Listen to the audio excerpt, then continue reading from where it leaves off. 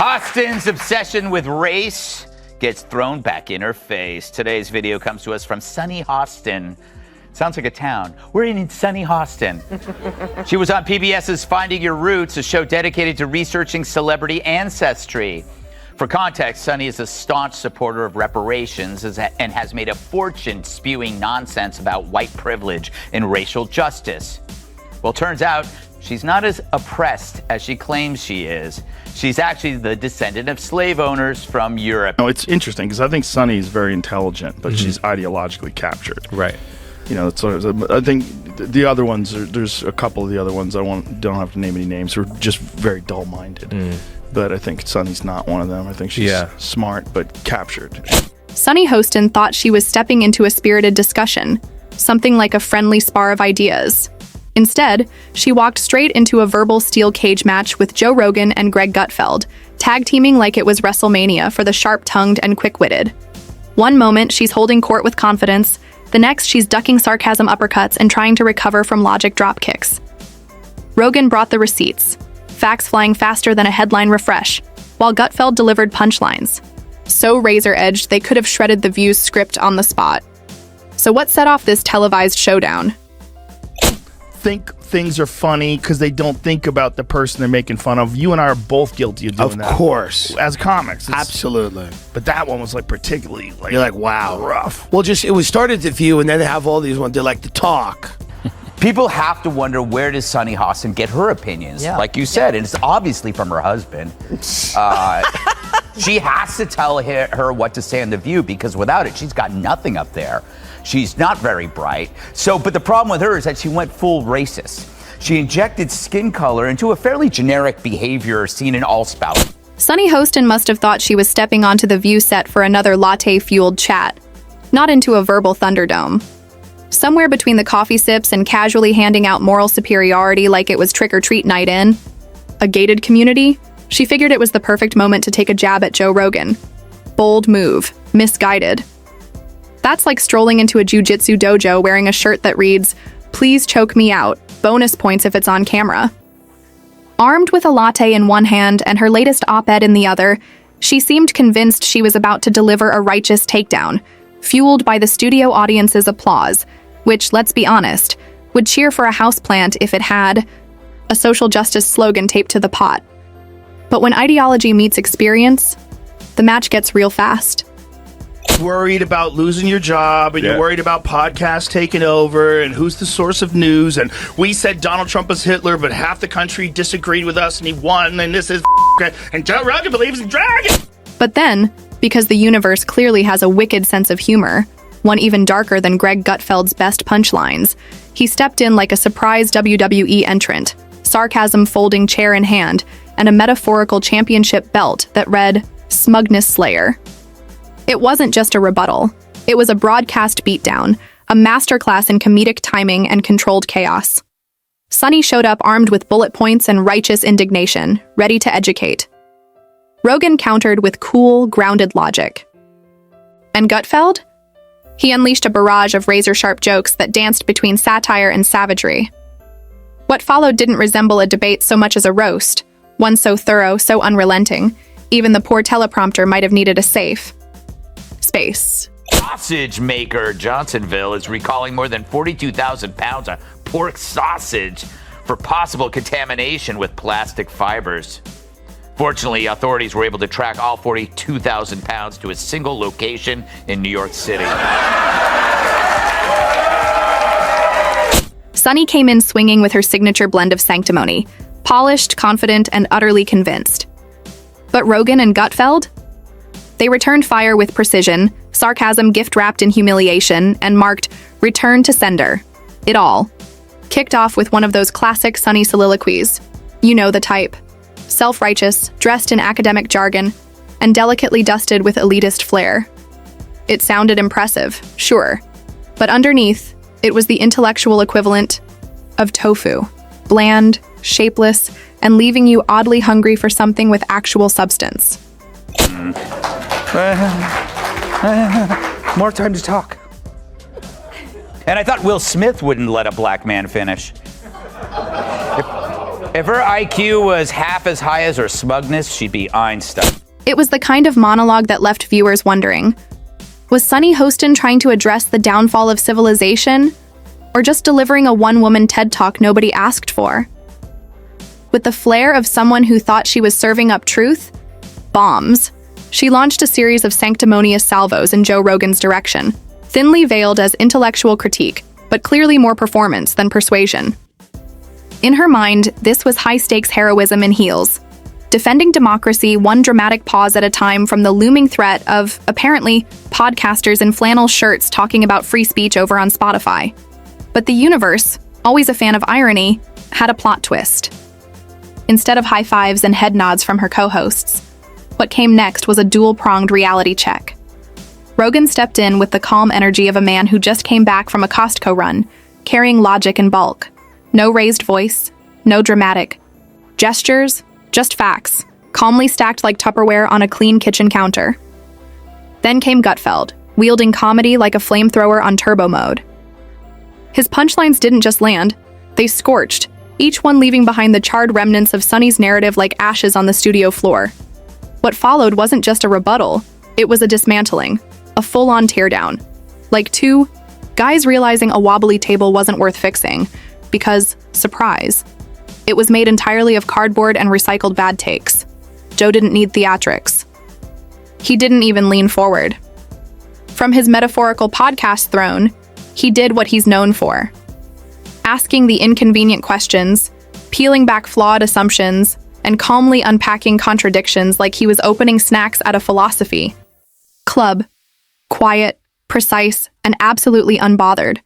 As if delivering truth while peeling an orange was just another Tuesday. And frankly, that show, you want to talk about a show that set women back, is The View. You want to talk about that show, if the CIA is engineering, Antifa and fucking the Capitol riot, some crazy misogynist engineered The View, because there's nothing worse than The View. In terms of there are so many brilliant women out there, none of them are on The View. None of them have gone near the set of The View. I mean, they have brought in the lowest tier of the, what is it, the Y chromosome? No, double The X. Okay. It wasn't a rebuttal. It was an autopsy. Sunny's entire argument laid out like a forensic scene, and the only thing missing was a chalk outline around her credibility. While Joe Rogan calmly deconstructed her claims with surgical precision, Greg Gutfeld didn't even bother pretending it was serious. The man practically chuckled his way through her monologue like he'd stumbled onto a rejected Hallmark movie script titled, "A Very Misguided Take." He took her high horse lecture and spun it into a roast session so scorching, the studio lights probably dimmed in solidarity. His weapon of choice? That lethal blend of razor-sharp sarcasm and the iconic Gutfeld smirk, the kind that silently says, "I'm not angry, I'm just amazed you thought this would land." And the audience? They weren't just entertained, they were feasting.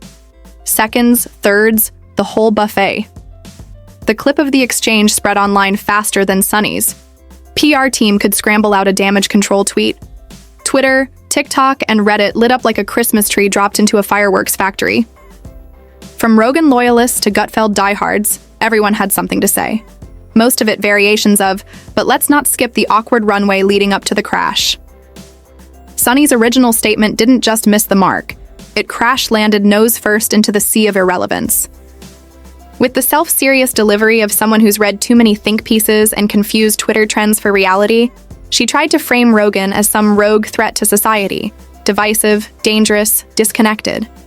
Which, coming from a co-host of The View, a show that makes a full-time job out of scolding its audience like disappointed parents who just found out their kid voted third party, is, well, irony with extra foam on top.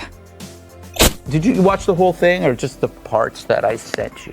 I watched it. Obviously, just the parts that you said. Did I watch a whole episode of The View? No woman can do that unless you're stupid. But I have a job. Here's the thing. How can they call themselves progressives when they keep saying that nothing has progressed? Then it's on them.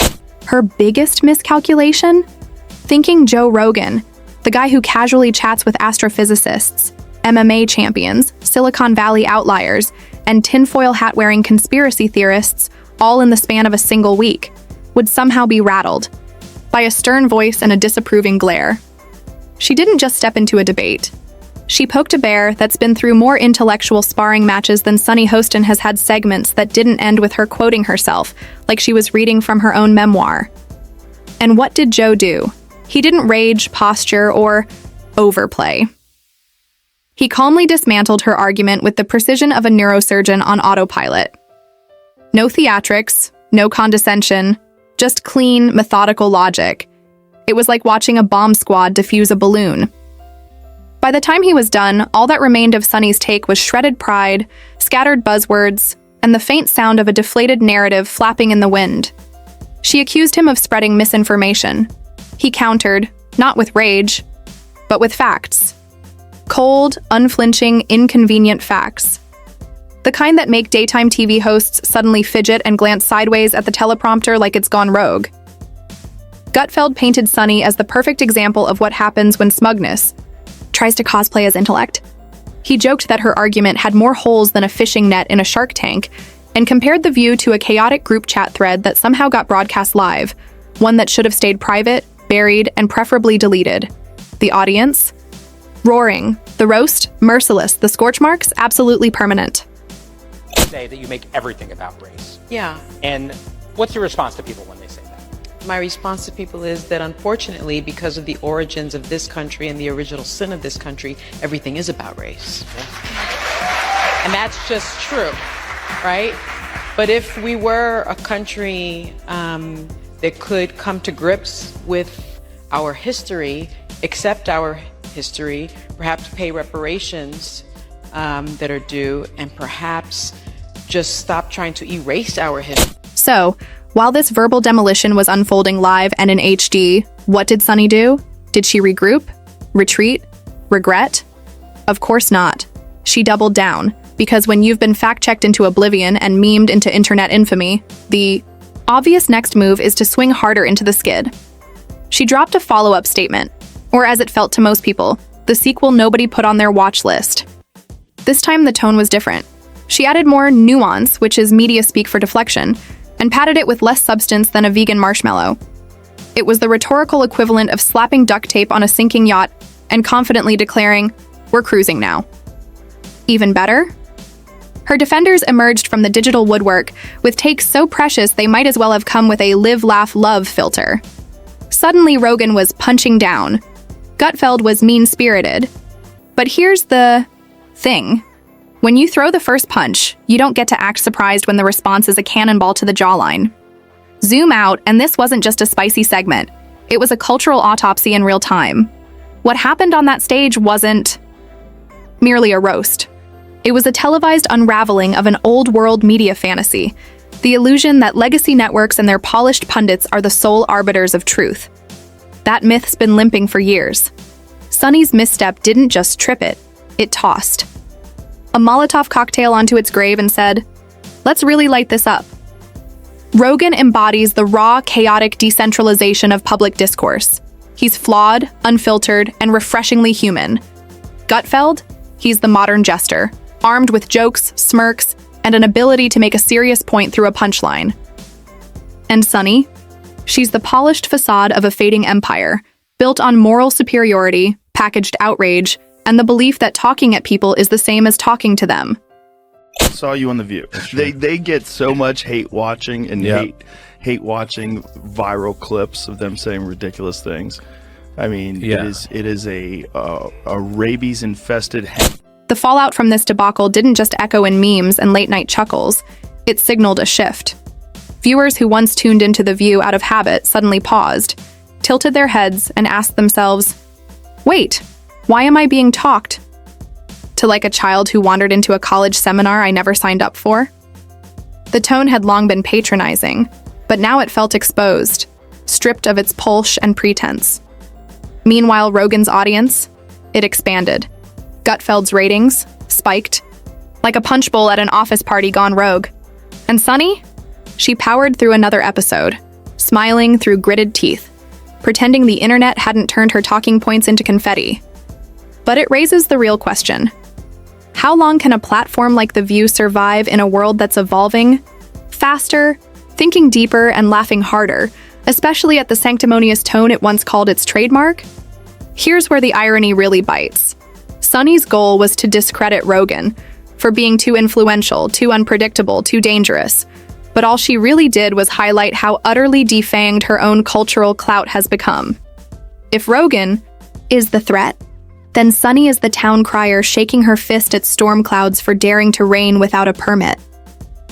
And Gutfeld? If he's the court jester, then he's also the one secretly directing the circus. And she didn't even realize she was on the marquee. There's something deeply satisfying about watching a high horse collapse under the weight of its own ego. Sunny thought she was galloping toward moral victory, head held high. But the bridge she charged across? AR calls her a 10. I mean, how dare she objectify a woman with a sexist rating system, but it's such a typical thing from a 1.5. Well, And just when you thought it couldn't get any better, people started asking the real questions.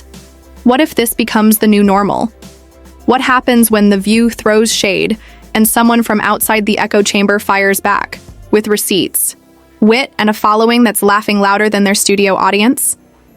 What's at stake when the emperors of daytime TV get caught with their metaphorical robes made entirely of recycled talking points? Let's be real. This wasn't just a defeat for Sunny. It was a total demolition. Joe Rogan proved that even the most controversial ideas can outshine the controlled narratives of the mainstream. He didn't shout, he didn't scream, he just calmly shredded her talking points with facts. Meanwhile, Greg Gutfeld showed that humor isn't just entertainment. It's a weapon. A weapon that's deadly when aimed at an establishment with no sense of humor left. He didn't just land punches. He landed haymakers with a smirk. As for Sunny, well, she proved that moral superiority, when stripped of self-awareness, is just another way of saying, I don't understand why no one's applauding. Will this change anything on The View? Probably not.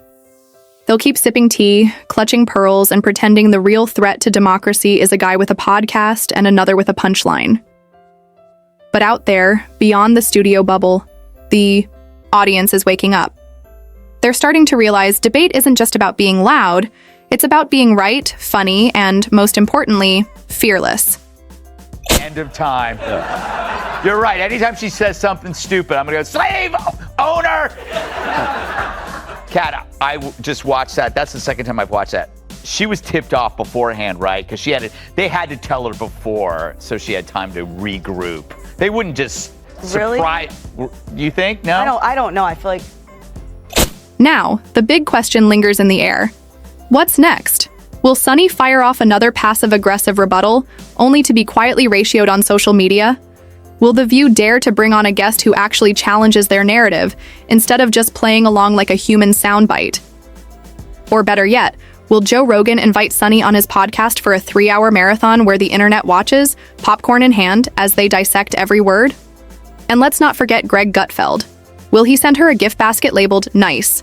Try with a wink? This isn't just a one-time clash. It's a glimpse into the future. A preview of what happens when the old guard collides with the unfiltered new. When polished scripts and rehearsed applause are no match for raw authenticity. When humor, logic, and unapologetic truth-telling start tearing down the castle walls built from smugness and self-righteousness. If this moment had a soundtrack, it would be Rogan calmly asking pointed questions, while Gutfeld delivers a crisp crash after every punchline.